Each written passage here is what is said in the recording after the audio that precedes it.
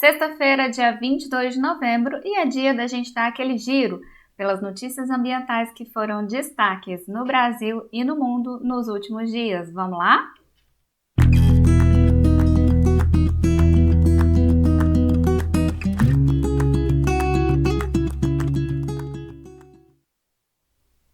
Olá pessoal, eu sou a professora Carolina Arantes. Se você é novo aqui no canal, seja bem-vindo. Esse canal é dedicado então para a gente tratar de temáticas ambientais. E às sextas-feiras a gente faz um tradicional giro pelas notícias ambientais, falando aí o que foi destaque nos últimos dias no Brasil e no mundo, tá bom? Então eu já te peço, se você não é inscrito no canal, se inscreva, dê like nesse vídeo, comente, compartilhe com quem você acha que possa precisar dessas informações. Isso é muito importante para ajudar a gente na divulgação do trabalho, tá bom? Então, sem mais delongas, vamos lá começar as nossas notícias dos últimos dias. Bom, começo aqui falando, né? A principal notícia do site do Ministério do Meio Ambiente e Mudança do Clima, que fala sobre a declaração final que foi lida ali, né, que foi feita no G20, reforçando o compromisso com a sustentabilidade ambiental e climática. Então, o G20 está acontecendo há alguns dias aqui no Brasil, lá no Rio de Janeiro. É um evento, então, né, que une aí os países com mais representatividade no mundo, os 20 países, essa cúpula de líderes, né? E dentre as temáticas que são discutidas nesse encontro, está a temática, né, o eixo de sustentabilidade ambiental e climática. Então, no final desse encontro, são escritas algumas declarações que tem como objetivo mostrar o que foi discutido, o que foi, então, firmado, né, ao longo desse encontro, e a gente teve aí, então, né, essa declaração relacionada à sustentabilidade ambiental e climática, né. Então, essa declaração final reforça o compromisso dos países desse grupo do G20 para intensificar os esforços e garantir a sustentabilidade ambiental e climática e fazer face, né, ou trazer ali então as suas atividades efetivas aos desafios decorrentes da mudança do clima, perda de biodiversidade, desertificação, degradação dos oceanos e do solo, seca e poluição. Nessas discussões que aconteceram ali, houve um consenso em relação àquela meta já estabelecida no Acordo de Paris, de manter, então, ali, né, limitar o aumento da temperatura global até 2 graus Celsius em comparação aos níveis pré-industriais, né? Isso foi reconhecido aí como uma ação efetiva e que precisa mesmo ser cumprida. A grande discussão diante disso foi porque a gente teve aí uma elevação, né, muito grande nos últimos tempos e houve inclusive uma discussão de que o melhor seria que a gente mantivesse essa elevação da temperatura limitada a 1,5 grau para evitar maiores alterações climáticas como vem acontecendo. Os líderes que estavam ali reconheceram o papel fundamental das florestas, né, fornecendo aí serviços ecossistêmicos que são muito importantes globalmente. Então, tem inclusive aí, né, desdobramentos que a gente vai ver hoje ainda sobre esse apoio na conservação e na restauração de florestas no mundo todo. E um reforço ali, né, para que é preciso sim, tanto reverter quanto deter o desmatamento e a degradação florestal até 2030, que é uma das expectativas aqui do Brasil, então, né. Esses líderes também manifestaram apoio ao Fundo Florestas Tropicais para Sempre, sendo esse, né, reconhecido aí como um mecanismo inovador que vai buscar mobilizar, então, novas e diversas fontes de financiamento para justamente pagar esses serviços ecossistêmicos que são fornecidos pelas florestas tropicais. Dos grandes problemas que a gente tem hoje é de onde vem a fonte do pagamento, né, o recurso financeiro do pagamento por serviços ambientais que são realizados então.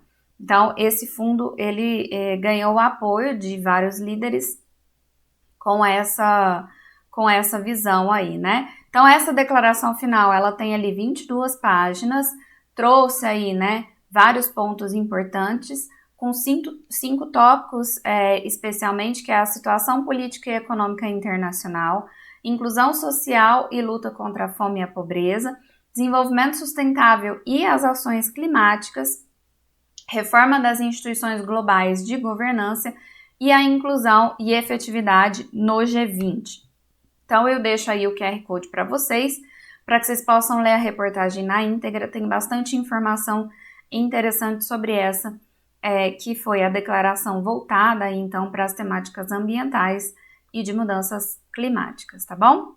Nossa próxima reportagem fala aqui, então, né, de uma ação do IBAMA, falando, né, fazendo um resumo aí, então, sobre a questão do desmatamento ilegal na Amazônia e mostrando que a fiscalização realizada pelo IBAMA em conjunto com a FUNAI, com o Batalhão Ambiental, aplicou mais de R$1 milhão em multa e 11 embargos em ações ali, então, especialmente em alguns municípios da Amazônia, né?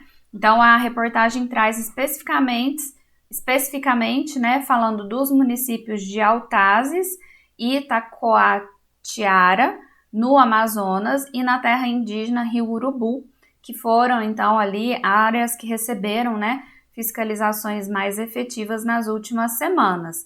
E aí, em resumo, né, o IBAMA mostrou todos esses dados aí, mostrando, né, o valor da aplicação de multa e das áreas embargadas, que somaram aí, então, cerca de 285 hectares, tá? De áreas desmatadas que foram embargadas, então, quanto ao uso, né? Então, isso é uma ação conjunta e dessas instituições e que traz um resultado importante aí em relação ao desmatamento na Amazônia.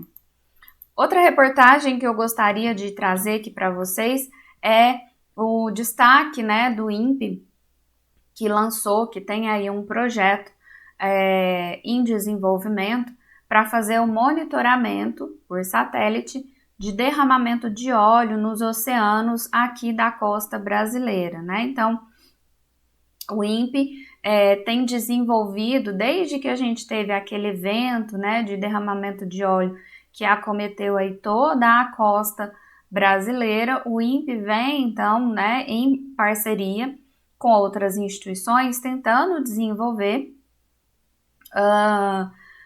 alguma ferramenta que consiga fazer esse monitoramento, né?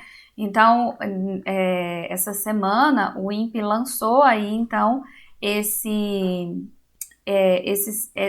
sistema, que vai ser um sistema específico para acompanhar e para detectar o derramamento de óleo em áreas da costa brasileira, né? O sistema, por enquanto, está sendo chamado de SISMAM, e ele tem o apoio de várias instituições, né? Está sendo desenvolvido aí por várias instituições e com esse foco, então, fazer um monitoramento oceânico e tentando desenvolver formas de detectar, então, essas manchas, né, possíveis manchas ou possíveis locais ali mais prováveis de derramamento de petróleo, tá? O sistema, a reportagem conta que o sistema, ele é desenvolvido em rede, né, então são vários participantes para monitorar o derramamento de óleo em toda a costa brasileira. Então, inicialmente tem 50 profissionais envolvidos, entre bolsistas e pesquisadores, e primeiro, né, inicialmente, eles estão tentando desenvolver uma constelação de satélites e que vão utilizar algoritmos específicos baseados ali em inteligência artificial para detectar embarcações, tanto embarcações que possam ter risco de derramamento de óleo, quanto manchas de óleo no mar mesmo, né, já presentes ali. E fazer também essa previsão da dispersão das manchas de óleo no mar. Então, a curto prazo, a ideia é desenvolver essa rede, né, essa constelação de satélites, desenvolver esses algoritmos, aplicar isso e aprimorar isso, né? E a longo prazo, então, é conseguir ter esse monitoramento em tempo real e evitar aí, então, que a gente tenha acidentes ou que esses acidentes se prolonguem por grandes extensões da costa brasileira. QR Code aí na tela para vocês lerem a reportagem na íntegra também. Uma reportagem da CNN mostra os efeitos da mudança climática, né, no saneamento básico brasileiro, apontando então que existem vários obstáculos que o saneamento brasileiro pode passar devido a essas mudanças climáticas pelas quais a gente vem passando, né? Então, basicamente, o que a reportagem diz é que sim, as mudanças climáticas agravam os desafios que o Brasil já tem. Então, principalmente em relação ao tratamento de esgoto, né? A Trata já mostrou, que é uma instituição de pesquisa, o Instituto Trata, já mostrou que o Brasil tem ainda aí quase 50% da população que não é atendida com o recolhimento e tratamento de esgoto, né? E o que o Instituto Trata mostrou aqui, então, nesse estudo, é que a infraestrutura física do saneamento, das companhias de abastecimento, acaba sendo diretamente afetada pelas variações climáticas. Então, o que mostra que é necessário ter um planejamento estratégico para respostas, né, mais imediatas aí para esses cenários futuros que vão ser, lógico, né, afetados com as mudanças climáticas, os efeitos climáticos que a gente possa ter, né? Então, no levantamento que a Trata fez, apontou 3 tópicos principais que podem afetar o saneamento básico. Primeiro, lógico, são as tempestades, né? Porque isso aumenta a quantidade de sedimento, a quantidade de coisas que vai ali para o interior dos cursos d'água, dos mananciais, e isso sobrecarrega os sistemas ali, né, de drenagem, tanto para o abastecimento de água, quanto também para o tratamento de esgoto, trazendo aí alagamentos, né, nas cidades, rompimentos de tubulações, contaminação de fontes de águas potáveis e assim por diante, tá?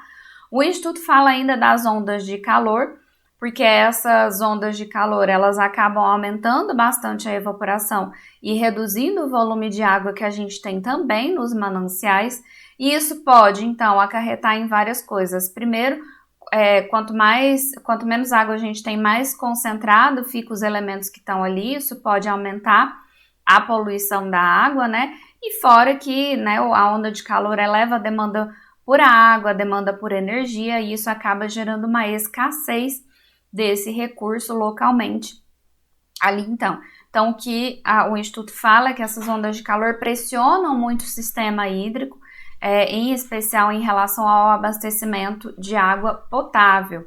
As secas meteorológicas, né, que estão sendo intensificadas pelas mudanças climáticas, né, onde elas são normais, elas estão ficando ainda mais prolongadas, que também afeta muito a disponibilidade hídrica, reduz a quantidade de água que acaba sendo possível de ser coletada e tratada e distribuída para a população, então, né?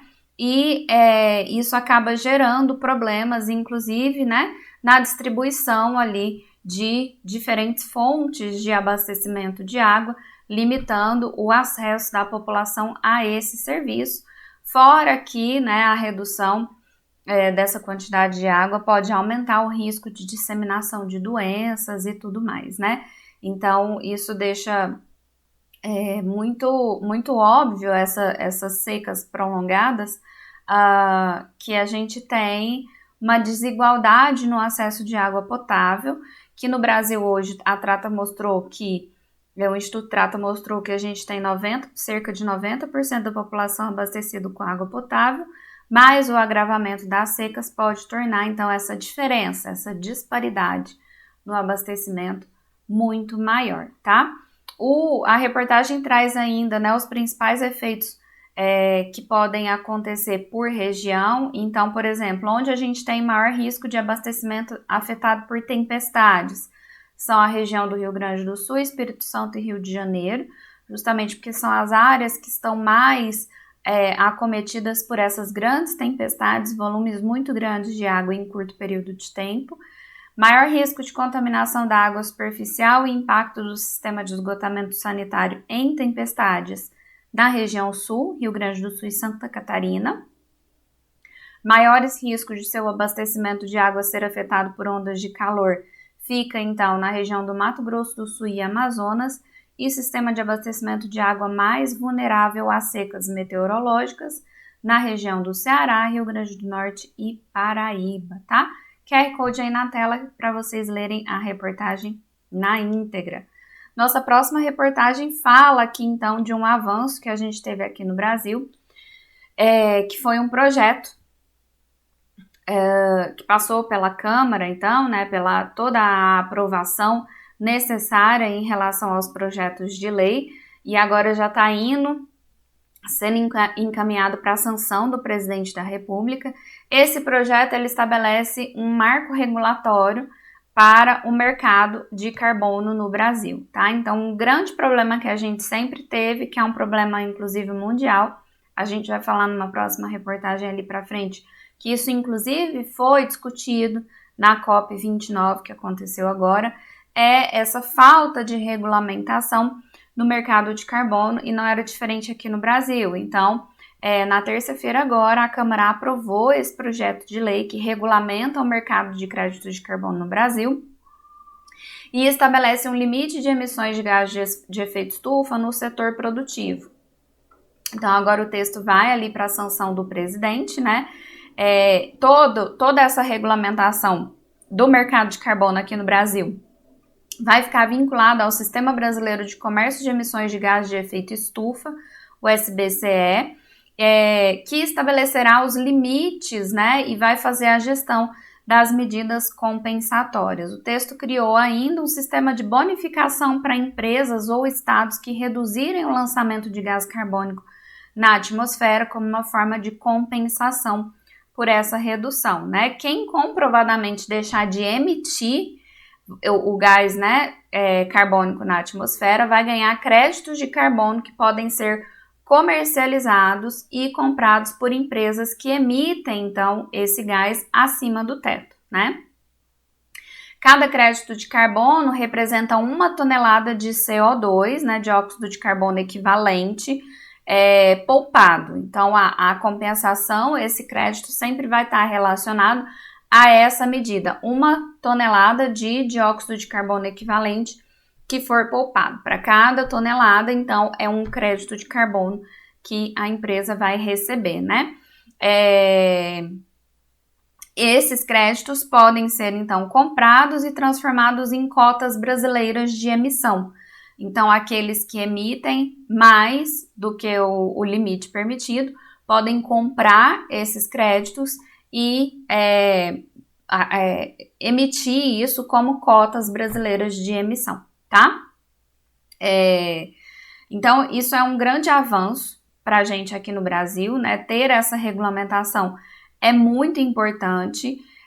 O que a lei traz, então, é um sistema geral, trazendo espaço aí para que cada estado possa ter, sim, seus próprios mercados de carbono, possa administrar esses créditos de carbono dentro do seu próprio território, né? Lógico, desde que isso, então, não contrarie em nada essa lei federal, que seria a nossa lei maior aí, tá? Então, é uma lei importante, ainda não incorpora todos os setores, por exemplo, o setor do agronegócio ainda está de fora dessa primeira lei, né? Mas pela dificuldade, então, de entender como que o agronegócio pode se inserir aqui nesse mercado. Mas isso não impede que ao longo do tempo esse setor seja, então, incorporado, tá? QR Code aí na tela para vocês lerem a reportagem na íntegra. Outra reportagem que eu queria destacar para vocês, essa reportagem da CNN que fala que restaurar florestas pode gerar crescimento econômico, de acordo com um estudo que foi publicado na Sustainability Science, que é uma revista científica, então, falando sobre a bioeconomia e a importância, por exemplo, da produção agroflorestal no sistema econômico dos países, tá? Esse foi um estudo global, envolveu vários países, pesquisadores de vários países, dentre eles, né, o primeiro autor, que é um pesquisador brasileiro aqui da USP, né, que falou então, né, que a restauração florestal, ela é entendida hoje como uma das maneiras mais viáveis e eficazes de enfrentar as mudanças climáticas que são causadas pelo homem. Então, por isso que restaurar florestas pode gerar um crescimento econômico. Ao longo do estudo, eles explicam toda essa função que as florestas têm em relação aos serviços ecossistêmicos, né? Que às vezes são até muito difíceis de serem medidos monetariamente em relação ao valor, né, econômico que esses serviços têm, mas que é possível sim, então, gerar ali, né, custos, gerar valores em relação a florestas, a áreas que são mais preservadas, tá? Então, esse estudo foi conduzido no âmbito do Núcleo de Análise e Síntese de Soluções Baseadas na Natureza. E aí, os autores apresentaram alguns exemplos que quantificam financeiramente os benefícios que os projetos que estão alinhados com a restauração florestal têm em relação a outras atividades que não têm esses serviços, tá? Basicamente, o estudo foi conduzido em áreas, né, da floresta amazônica brasileira que estão voltadas para a produção agroflorestal, que tem sistemas agroflorestais, porque essa é a região em que os sistemas agroflorestais aqui no Brasil hoje é mais lucrativo, tem o maior desenvolvimento. E aí, um dos dados, né, que eu vou mostrar aqui para vocês do estudo é comparando, então, por exemplo, qual é o lucro estimado de 1 hectare de pasto, que pode gerar de 50 a 120 dólares por ano, né, em relação ao lucro que o produtor pode ter. O cultivo de soja tem aí uma flutuação que varia de 100 a 135 dólares por ano, né, em relação ao lucro, sendo que a soja é um mercado bastante variável, então pode ter resultados inclusive negativos. E o estudo mostra que as pesquisas que estão relacionadas com essa parte de colheita de produtos não madeireiros em sistemas agroflorestais podem gerar um lucro anual aí que varia de 300 a 650 dólares por hectare. Então, é uma rentabilidade considerável, né? Desde que associada, então, a esses sistemas agroflorestais aí, né? Lógico que os autores alertam que quando existe essa possibilidade de exploração de produtos não madeireiros em áreas restauradas, é preciso que seja feito um estudo de como essa exploração vai ser feita, né, para que o trabalho todo de restauração não seja revertido, quer dizer, né, então que a restauração continue acontecendo e essa floresta continue preservada, tá? Tem várias discussões aqui em relação a isso, inclusive de que não existe, né, um coeficiente bem definido, técnico bem definido para esse equilíbrio entre a exploração e o restauro, mas que já mostra aí, né, um benefício da restauração em termos econômicos ou da bioeconomia, né, em relação ao país. E estando, né, todo o mundo aí voltado para esse novo mercado, em especial o mercado de crédito de carbono, é uma linha interessante, né, de ser explorada e de ser identificada. daqui para frente. Deixo então aí o QR Code para vocês lerem a reportagem na íntegra. Falando ainda aqui de G20, a gente teve, né, alguns anúncios ao longo dessa reunião que aconteceu aqui no Brasil, e um desses anúncios, então, é o anúncio de que a Noruega anunciou uma doação de 600 milhões ao Fundo da Amazônia. Então, Noruega sempre foi aqui um país, né, que teve uma contribuição para o Fundo Amazônia, em reconhecimento aí, né, a todo o trabalho que é feito para a conservação, para reduzir o desmatamento e tudo mais. E o primeiro-ministro, então, diante de todos os esforços que têm acontecido para reduzir o desmatamento, principalmente na Amazônia, reforçou aí, então, essa doação para o Fundo Amazônia. Fundo Amazônia é um fundo de iniciativa do governo brasileiro que é voltado para esse combate no desmatamento da Amazônia, tá?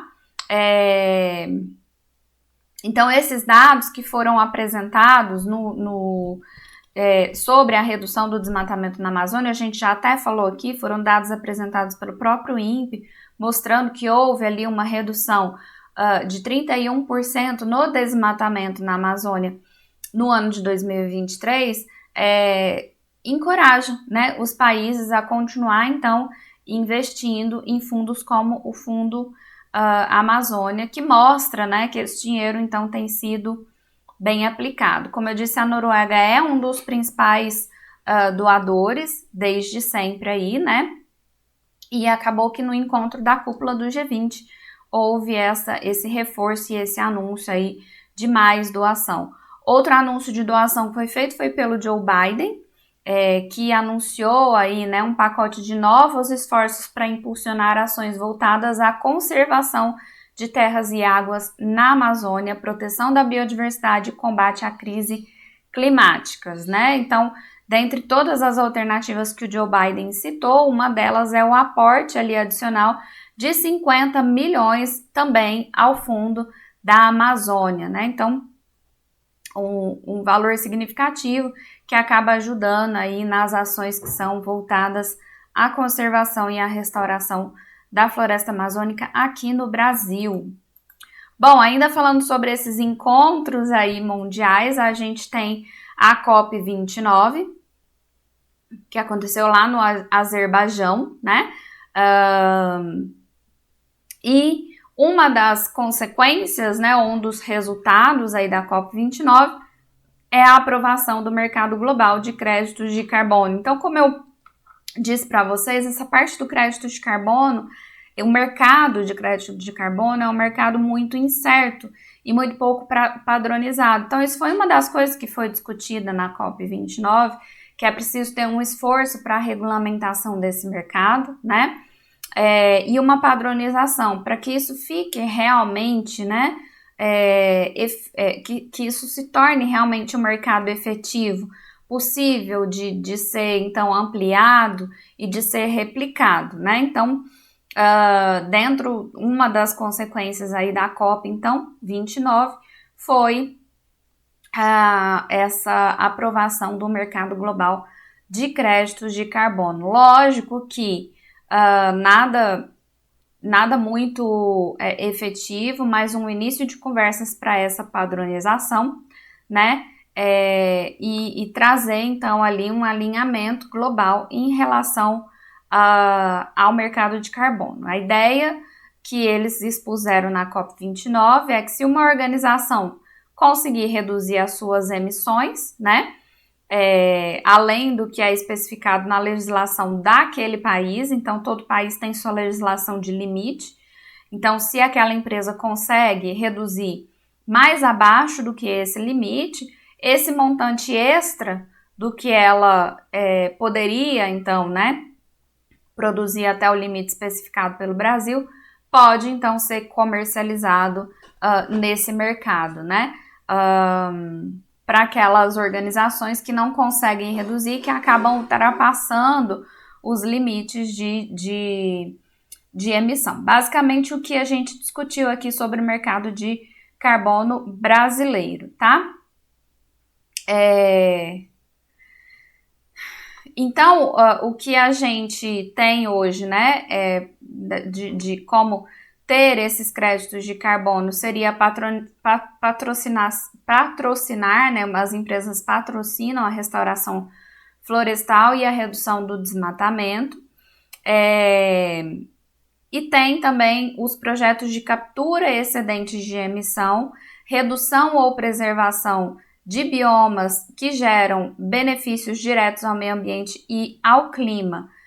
Então, nada disso fica muito efetivo, né? E aí acaba que a discussão na COP foi para tentar trazer um alinhamento maior aí, né? Então, o Brasil já está até mais adiantado em relação a isso, porque já tem esse projeto de lei aprovado, só falta ser sancionado pelo presidente, mas esse acordo lá da COP29 tem outras formas, né, prevê outras formas de redução de emissão, como a substituição de combustíveis fósseis por biocombustíveis, né, e aí acaba tendo outras formas, né, de redução que podem ser possíveis de serem comercializadas aqui. Então, não existia até então um regulamento internacional que indicasse o valor do quanto que vale, né, um crédito de carbono, o que representa um crédito de carbono em relação, por exemplo, a um hectare de ambiente recuperado, né? E aí acaba que esse documento foi, né, todas essas questões passam a ser discutidas, né, como monitorar isso, como que eu vou saber se isso continua ou não sendo, né, uma área que capta carbono e tudo mais. Então, com tudo isso, todas essas discussões foram feitas ali, foi criado ali um documento para incorporar, principalmente, né, a recuperação de biomas e a transição energética dentro dessa questão do mercado de crédito de carbono, tá?